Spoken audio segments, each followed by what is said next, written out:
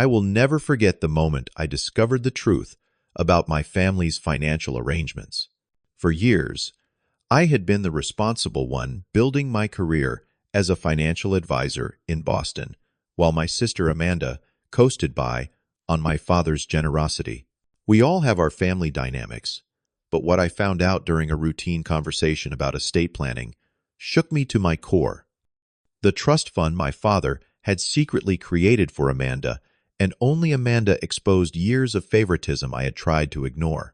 Before I tell you what I discovered about my family's finances, let me know where you're watching from in the comments, and hit that subscribe button if you've ever felt betrayed by someone you trusted.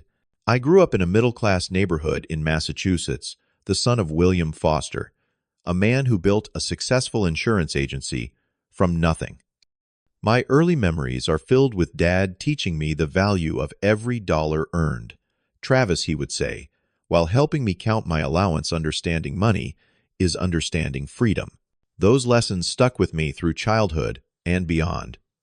Some of my fondest memories were our weekend fishing trips to Cape Cod. Just the two of us in a small boat, lines cast into the Atlantic, talking about life, responsibility, and the future. The fish only reward the patient man, he would philosophize, applying fishing wisdom to financial planning with remarkable clarity. In those quiet moments on the water, I felt truly connected to him, absorbing wisdom I would carry into adulthood. My mother, Diana, played a different role in our family. Always loving and supportive, she focused more on emotional nurturing than financial education. She worked part-time at the local library, but my father was undeniably the financial backbone of our household. "Your father has a gift with money," she would tell me proudly. "Listen to what he teaches you." And I did, with the earnestness of a son who admired his father completely. Amanda arrived when I was 3, instantly becoming the center of attention in our household. Even as a young boy, I noticed the shift in my parents' behavior, particularly my father's. Where he had been firm but fair with me, he seemed incapable of saying no to my sister. Her tears worked like magic, dissolving his resolve and usually resulting in a new toy or special treat. This pattern continued throughout our childhood. When Amanda crashed her bicycle after ignoring Dad's safety warnings, she received a newer, more expensive replacement the very next day. When I damaged mine doing the exact same thing a year earlier, I spent a summer doing yard work to earn repair money. "Your sister is more sensitive," Mom would explain when I pointed out the inconsistency. Sometimes different children need different approaches. The contrast became even more apparent during our high school years. Amanda developed expensive tastes early, cycling through designer clothes and electronics while maintaining mediocre grades. When she wrecked the car my father bought for her 16th birthday, he replaced it within a week. Meanwhile, I worked summers at the local grocery store to save for my first vehicle, a used Honda with fading paint and over 1,000,000 miles on the odometer. College revealed an even wider gap in our treatment. I attended UMass on a partial scholarship, working 30 hours weekly at the campus bookstore to cover remaining expenses. Amanda chose Boston University, a private institution costing nearly triple what my education did. She lived in an off-campus apartment that my father paid for entirely, including utilities and a monthly spending allowance that exceeded my total income. Despite this, Amanda struggled academically, changing her major 4 times before settling on communications. After graduation, she bounced between entry-level positions, never lasting more than a few months before deciding the work was beneath her potential. Each job ending became a family crisis, with my father inevitably providing financial support during her extended career exploration periods. Throughout these years, I charted a different course. Financial planning fascinated me from the start, applying the principles my father had taught me during those fishing trips. My early career had its share of struggles. Starting at a mid-sized firm in downtown Boston, I put in 14-hour days building a client base from scratch.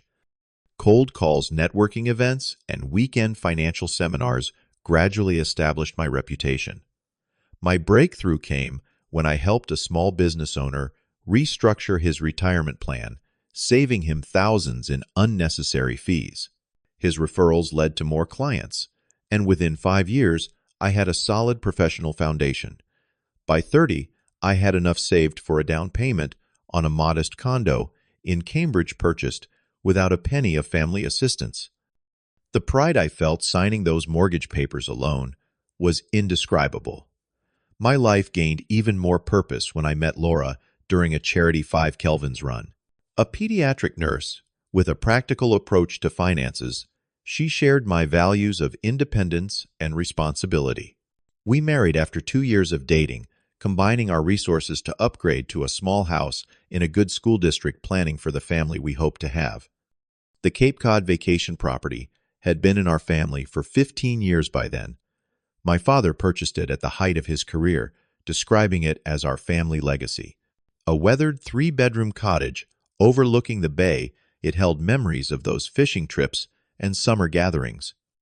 When my father mentioned having trouble keeping up with the increasing property taxes and maintenance 5 years ago, I volunteered to take over these expenses, viewing it as a way to contribute to the family and preserve those cherished memories. What I did not anticipate was how Amanda would treat the property. While Laura and I visited perhaps 3 weekends each summer, Amanda treated it as her personal retreat, hosting friends for extended stays throughout the year, without contributing $1 toward its upkeep. The family cottage is for everyone, my father would say, whenever I hinted at the inequity. Your sister just has more time to enjoy it right now. The financial burden increased yearly, with property taxes rising and the aging structure requiring more frequent repairs. Last winter alone, I spent over $12,000 replacing the roof after storm damage. Amanda complained about the construction disrupting her planned New Year's gathering, but offered nothing toward the cost. Still, I continued paying, believing I was honoring my father and preserving something meaningful for our entire family. Little did I know how one casual dinner conversation would change everything I thought I knew about my family dynamics. The revelation began during my father's 65th birthday dinner at his favorite steakhouse in Boston. The entire family gathered around a private table in the back, toasting his health and achievements. Amanda arrived 40 minutes late, making a dramatic entrance in a new designer dress. "Sorry, everyone," she announced while taking her seat. "Had to pick up my new car. The lease on the BMW was up." My father beamed with pride as she showed him pictures of her new vehicle on her phone. "A Mercedes moving up in the world, princess," he said with obvious approval. Laura squeezed my hand under the table, knowing this was a sensitive spot for us. We had delayed replacing our aging Subaru to prioritize our retirement contributions. As dessert arrived, the conversation turned to my father's recent decision to reduce his workload at the insurance agency. "Semi-retirement suits you, Dad," I offered, genuinely happy to see him less stressed. Amanda twirled her wine glass casually. "Well, when my inheritance kicks in, I am not working another day in my life. Full retirement at 40 sounds perfect to me." The table fell uncomfortably silent. My father coughed and quickly changed the subject, asking my mother about her garden plans for spring. But I had caught his momentary expression, a flash of alarm, followed by something that looked remarkably like guilt. Throughout the remainder of the evening, he avoided meeting my eyes directly. During the silent drive home, Laura finally addressed what we had both noticed. "That comment about inheritance was weird, right? And your dad's reaction was even stranger. Something does not add up." I admitted, my mind already racing through possibilities. "Dad has always talked about treating us equally in his will. Maybe you should look into it," Laura suggested carefully. "Not to be mercenary about family money, but if there is some arrangement you are not aware of, you deserve to know." The next day I began reviewing the family financial documents I had access to. As the person handling the vacation property expenses, I had copies of the deed and tax information, but nothing revealing any trust or inheritance arrangements. I decided to consult my law school friend Jackson for advice. Over lunch, Jackson explained various estate planning instruments. Trusts can be public record in some cases, he mentioned. Have you checked the registry of deeds or probate records? Following his suggestion, I spent an afternoon at the county records office. After several hours of searching, I found it documentation of a trust established by William Foster approximately 10 years earlier. The record did not show details, only its existence and name, the Amanda Foster Trust. My hands actually trembled as I read those words. A trust, specifically named for my sister, created when my father was at the peak of his career. The timing coincided with a period when he had sold a significant investment property, a transaction that he had described as securing the family's future. Confirmation came unexpectedly 2 weeks later. My father had asked for help organizing his tax documents, a task I had assisted with for years. While searching for a specific property assessment in his home office, I discovered a folder labeled AFT. Inside was a copy of the trust document detailing a fund containing just over $2 million designated exclusively for Amanda's benefit after my father reached 70 or in the event of his death. The document included a letter in my father's handwriting explaining his decision. Amanda lacks the financial acumen that Travis inherited from me. This trust ensures she will always be secure regardless of her career choices or life decisions. I confronted my father the following day, asking to meet him for breakfast at the diner where we often had our most honest conversations. Sliding into the booth across from him, I placed the trust document on the table between us. "I need to understand this, Dad," I said, keeping my voice level, despite the hurt churning inside me. He glanced at the paper, then looked away, suddenly fascinated by the coffee cup in his weathered hands. "You were not supposed to find out about that," he finally said. "That is your response. Not an explanation, just regret that I discovered it. Travis, you have to understand. Your sister needs more help than you do. You have always been self-sufficient. So I am being punished for the responsibility you taught me, while Amanda is rewarded for ignoring everything you claim to value." His expression hardened. "I am not going to apologize for ensuring your sister is taken care of. You are doing fine on your own. You have your career, your house, your happy marriage. Amanda struggles. She struggles because you have always made it too easy for her not to try." I countered the accumulated frustration of years spilling out. "Has it ever occurred to you that your protection is what keeps her dependent?" "That is enough," he said sharply. "What I do with my money is my business.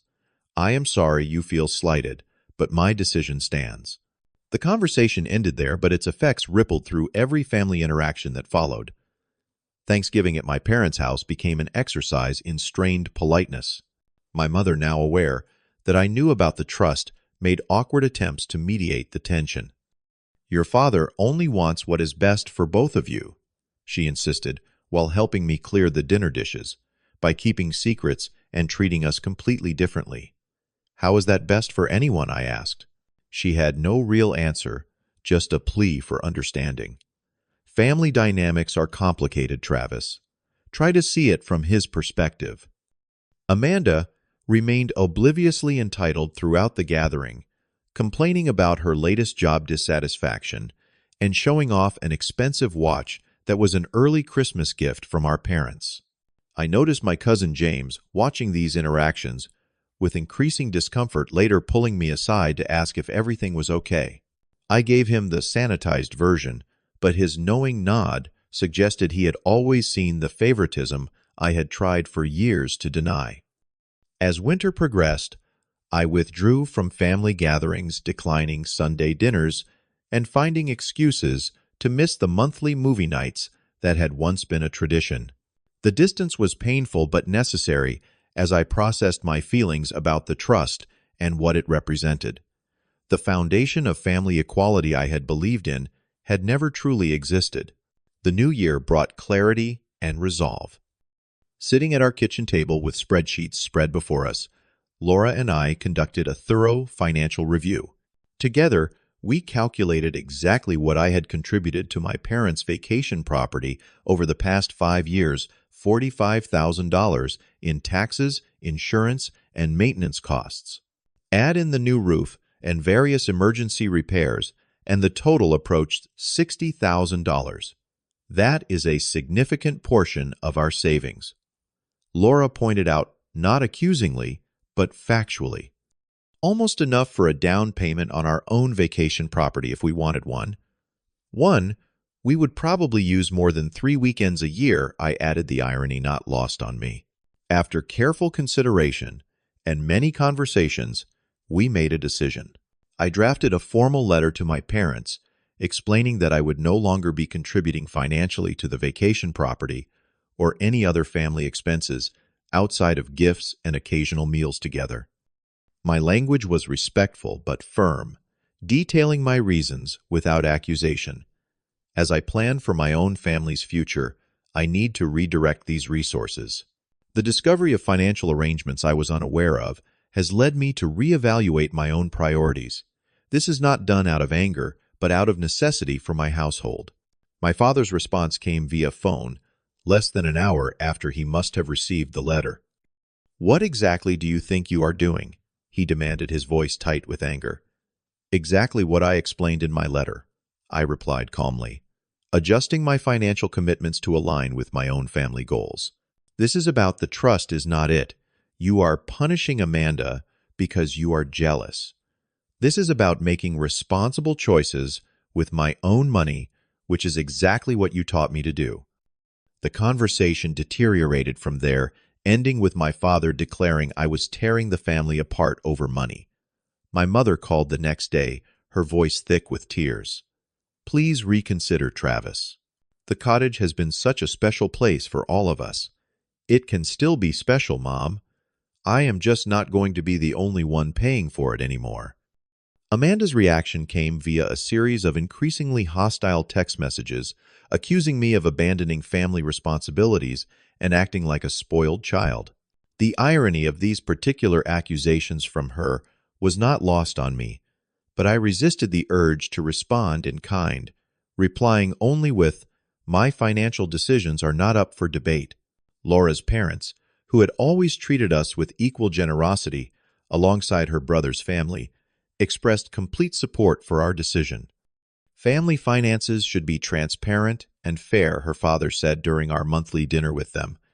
"You are making the right choice, even if it is a difficult one." Through it all, Laura remained my steadfast partner, never once suggesting we waver despite the family pressure. "This is about more than money," she reminded me during a particularly difficult evening after another angry call from my sister.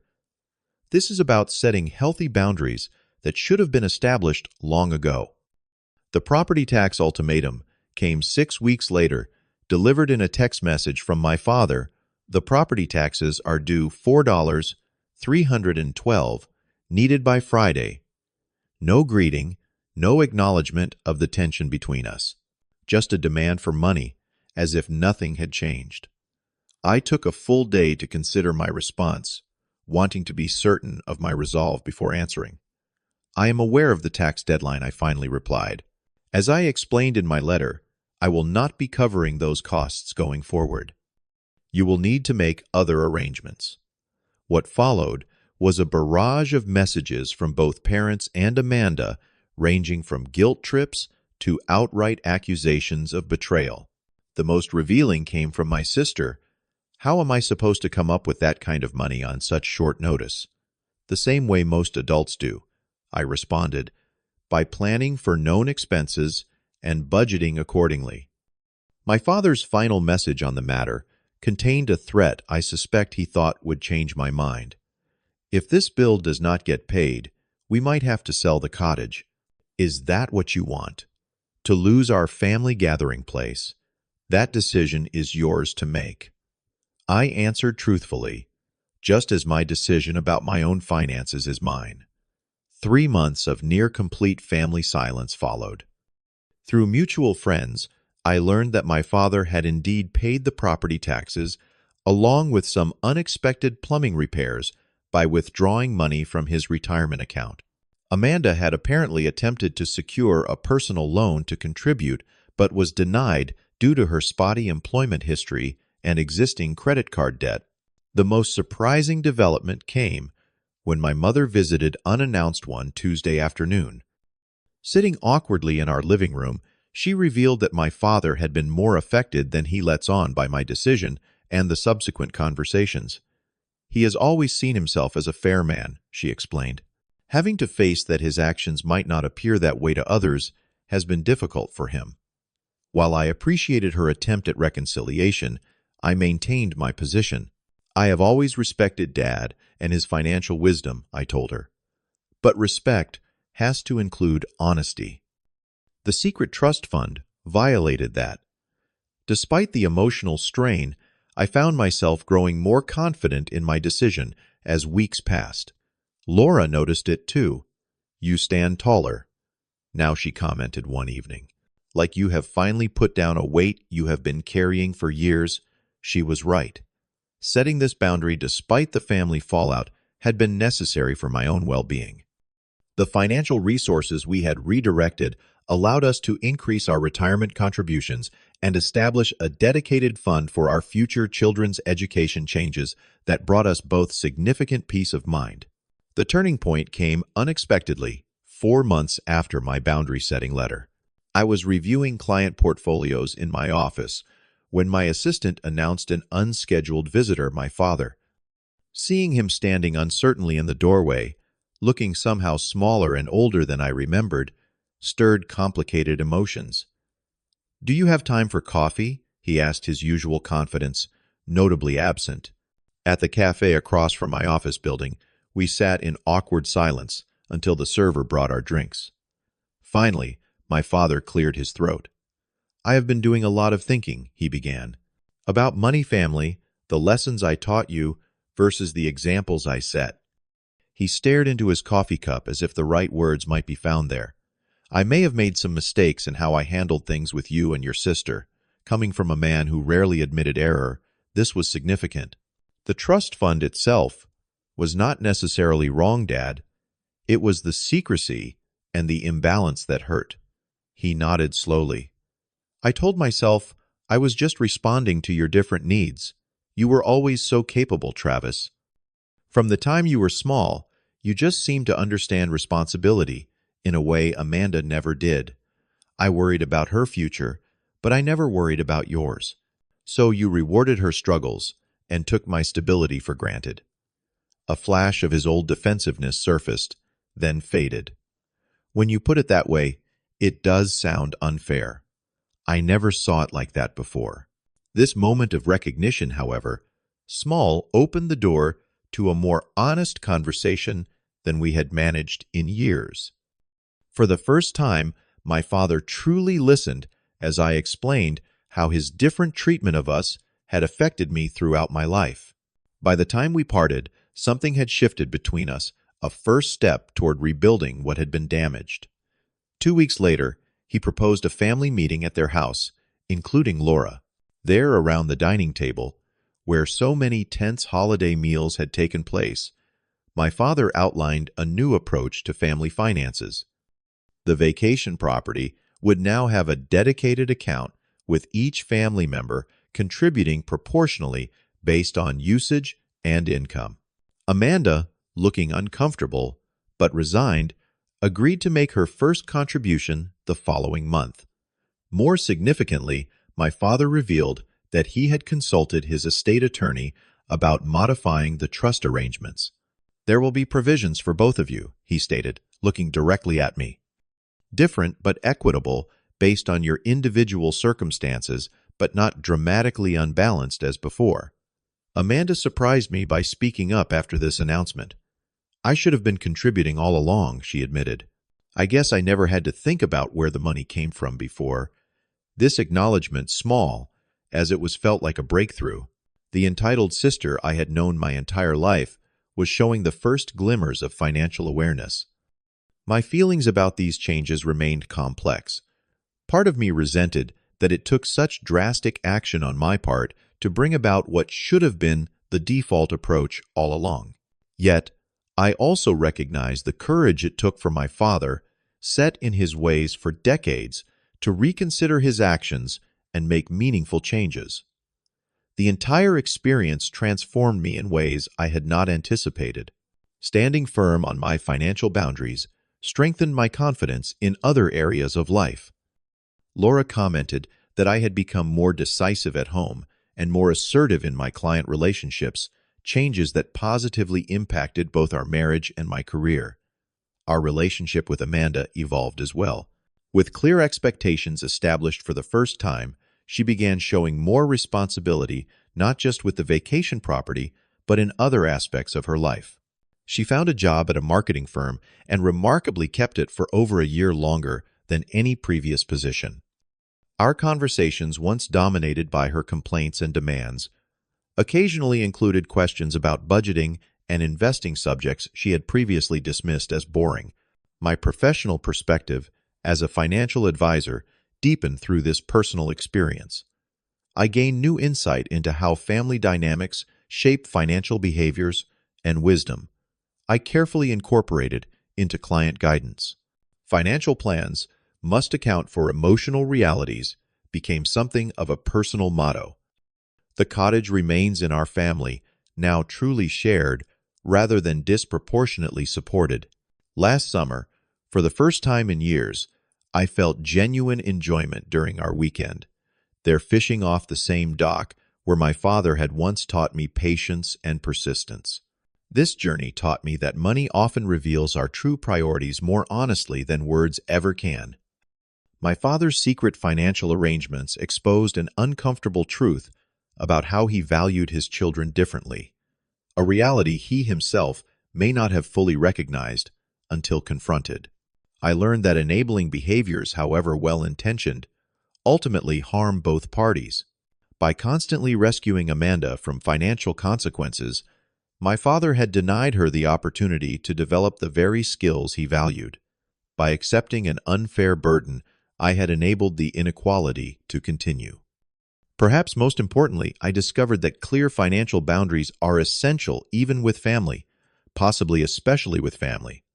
Real love involves honesty, fairness, and sometimes difficult conversations about money.